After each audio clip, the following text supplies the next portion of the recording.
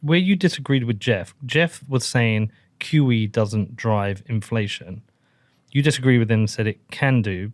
So can you essentially both be right? If there's a mechanism to get the money out to the general public, that will drive inflation. But if the mechanism is just to shore up the banks, it doesn't drive inflation. For the most part, yes. So QE by itself is not a very inflationary thing for consumer prices, meaning the price of commodities, the price of everyday goods, because there's not more money chasing more goods. What's inflationary is when there's large fiscal stimulus that is generally monetized by QE, and then that fiscal stimulus gets out to the public. And when I talk about the last battle, so a lot of people are saying, oh, that whole period from 2008 to 2014, all that QE, it wasn't inflationary. I'm like, well, yes, but also there was not a lot of fiscal stimulus back then. You had around the margins, you had fiscal stimulus. But if you looked at broad money supply, there was no big spike in that whole period. You had a big spike in base money. You recapitalized the banking system, but you did not have a spike in broad money, meaning that the accounts that people like me and you have at our banks. So the actual money in circulation among market participants, that did not really increase at any sort of notable rate. But when the 330 million, or how many people got their stimulus checks, what were they, $1,600? We had a couple rounds of it. Yeah. We had 1,200, I think then we had 600, then we had, 1,400. Then you had child care tax credits. Then you had PPP loans for small businesses that turn into grants. A bunch of different rounds of stimulus. And do we know how much of that was in total, like the total value of that? So last I checked, something like 6 trillion. 6 trillion. So that is 6 trillion of new broad money. Yes. And so unlike the whole 2008 period, if you look at a chart of broad money, it goes straight up.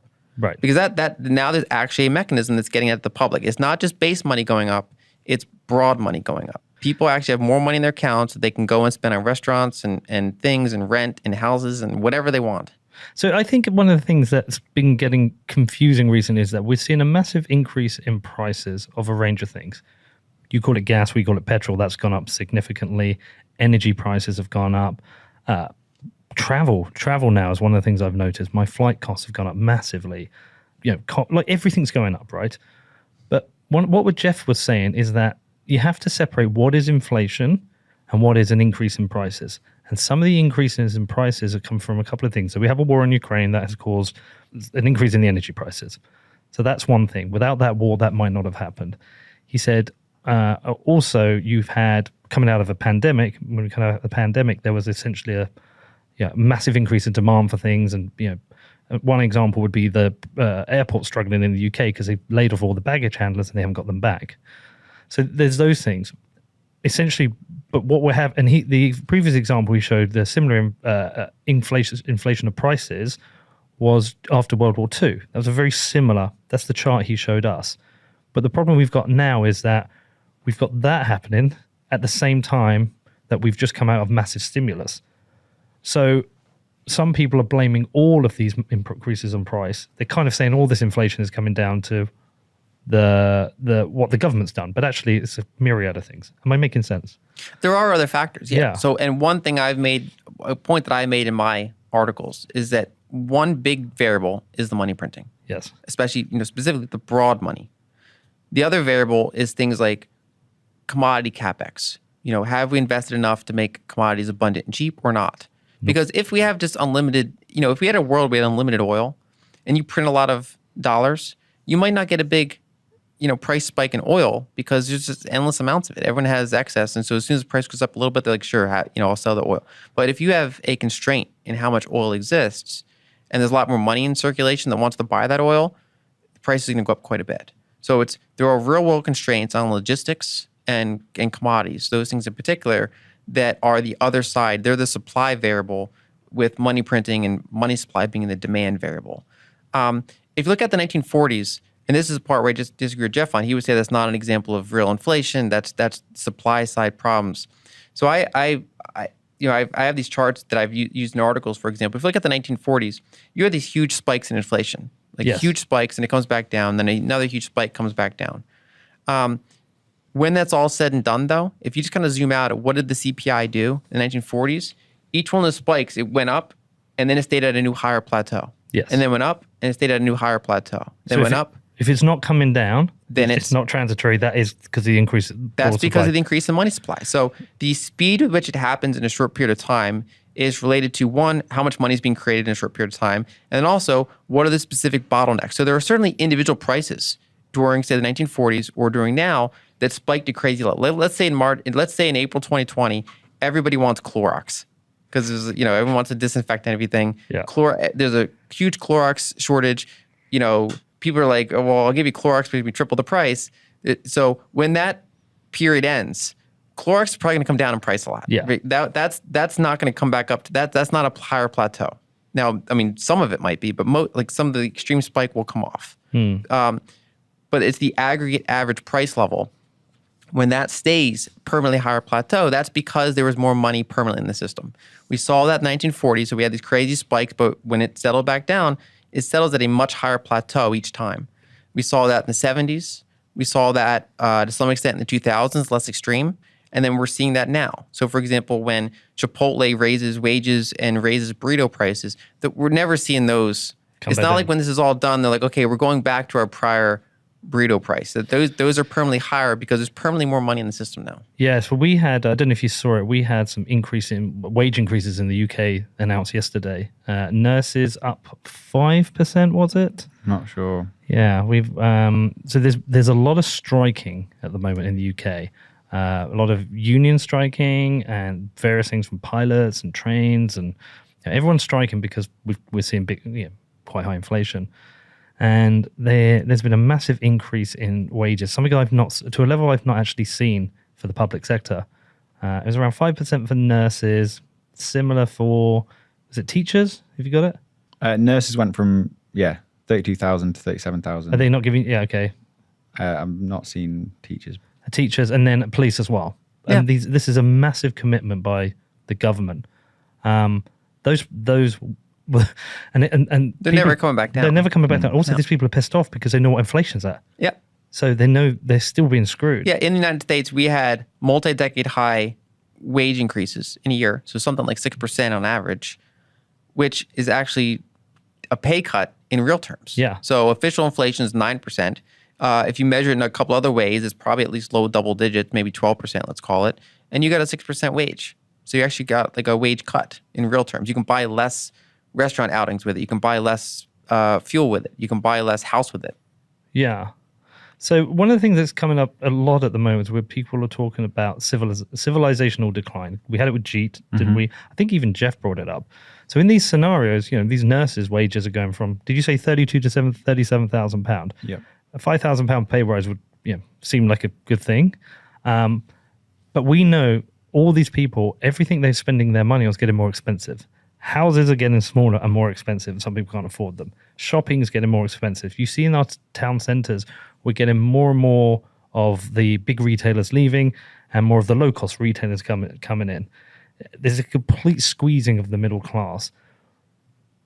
Is this happening purely because of inflation? Is it inflation driving this? Is this the damage it does? It just erodes out value. Yes, but it's correlated. I mean, basically, inflation's happening in part because that's happening. Yeah. And then inflation circles back and makes it worse. Inflation doesn't come out of a vacuum, right? If we didn't have super high debt already, if we didn't spend decades building a very kind of fragile but efficient global supply chain, we would be in a better place to absorb some sort of economic shock, right? So because we're already in a very disadvantaged position, and we already had issues building, and we haven't invested a lot in natural resources for the past 5 years globally. When we get an external shock, and then it's like you're facing then a deflationary crash, which deflation's good in a low debt system, but in a very high debt system, that the whole system is built on credit expansion and inflation, like mild inflation, and you get a deflationary crunch, that threatens all the debt in the system. Because it becomes even more expensive to pay it off. Yes. It threatens the way the whole system functions because everyone's debts harden relative to their economic output. Who benefits in the deflationary environment? People with savings. Savings and bondholders. Savings and bondholders. Yes. Okay. Unless it gets bad enough that the whole system collapses. Right. So if all the banks, banks hold treasuries as their collateral. The Fed holds treasuries as their collateral. You have savings in the bank. If there's a big enough deflationary crash and there's no money printing, let's say, the Fed's not printing money to buy bonds, eventually it squeezes so hard that defaults happen. You would default all the way up to the top because there's just not enough dollars to support all the debts and to refinance all the debts. You would get so basically you would deflate until it's worth nothing. So it would like get more and more valuable, and then it'd be like a Thanksgiving turkey where then it's not worth anything. Right. So the other option is they inflate. So they print money, they hand it out to people, they keep the system going. They add more chairs to a game of musical chairs. There's not enough people that can sit down, so they keep adding more chairs. But the government has the most to lose in this scenario because they hold the most debt. So that's why they have incentive to drive inflation. Yes. Now, when I spoke with Ovik Roy, we talked about the compounding impacts of inflation on the poor. And he said even at a low level, even at 2%, it has a compounding impact on the poor. But at the same time, if a deflation environment is that catastrophic, how do we even know what a fair system is? Like, what is the optimum? Lyn, solve all economics for me right now. Well, that's a good question. And you've got 5 minutes. I would say the problem is the system we have now is so artificial. Yeah. Right. So it's based on this. It's like the America Online of money. It's like this walled garden, right, of like this carefully curated environment. So people have money in the banks. You know, the banks have loans out to other entities, and there's centralized policymakers that are kind of making sure that it doesn't hit the guardrails. If inflation gets too high, they try to pull it down. If you start to deflate and you threaten the whole collapse of the system, you try to add more money to the system. And essentially, there's more debt than there is money. So that's a problem. Okay. Right? I mean, this is inherently a Ponzi scheme, essentially. If there's more debt than there's money, it means that those debts in aggregate can never be paid down. It's not designed to ever end. The system can only grow. Okay. That's problem number one. So it can only ever grow. There's more. All debts are claims for dollars, and there's just not that many dollars. And so when you start to get too many of those claims called in at once, some sort of deflationary, impact or just massive crisis, they say, well, if you just let this play out, everything goes to zero because there's more debts than there are dollars. People will sell assets to get dollars until the whole system eats itself down to nothing, and then. But is that kind of what's happening now, and why the dollar's going up so much value? In a way, that's happening globally. Yeah. Yes. And so basically, when they start to see that happening, let's say domestically, let's finish that point. They say, well, we're not going to let that happen, so we're just going to create more currency units. We're going to add more chairs to the game of musical chairs. So the whole point of musical chairs, for the one person listening that doesn't know, there's more people than there are chairs. So someone's not going to get a seat when they all sit down. We were getting taught scarcity at birthday parties, and we didn't even realize. Yes. So, but the central bank and fiscal policymakers together can be like, well, let's add another chair to the system. And you just keep adding chairs to make sure that everyone can always sit down, or at least enough people can sit down that you don't get it all implode. It's like a participation trophy. And who benefits or hurt is partially based on income levels, but it's also partially based on specifics.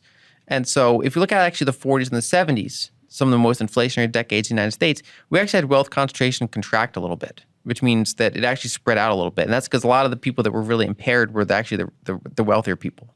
But it really depends on the specifics of how it's handled. So for example, if you're middle class and you have a house with a fixed rate mortgage, you probably actually benefit from some degree of inflation because your mortgage is getting inflated away, your house value is going up.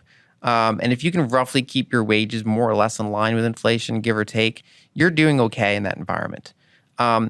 If you're super rich and you have, a lot of assets, but not a lot of debts, you're fine with the system. You're not necessarily inflating away a ton of debt, but your assets are holding up. If you are impoverished and you have a little bit of savings, but you also have credit card debt, but the credit card debt is at a super high interest rate, so that's not getting inflated away, you're screwed. Right. So there's pocket, and if you're a retiree and you're, getting Social Security checks, and you're not like a wealthy retiree, like you're making ends meet on a fixed income. If that income is not keeping up with true inflation, you're getting squeezed. So there are pockets of winners and losers throughout the system that are not necessarily just what income level you're at.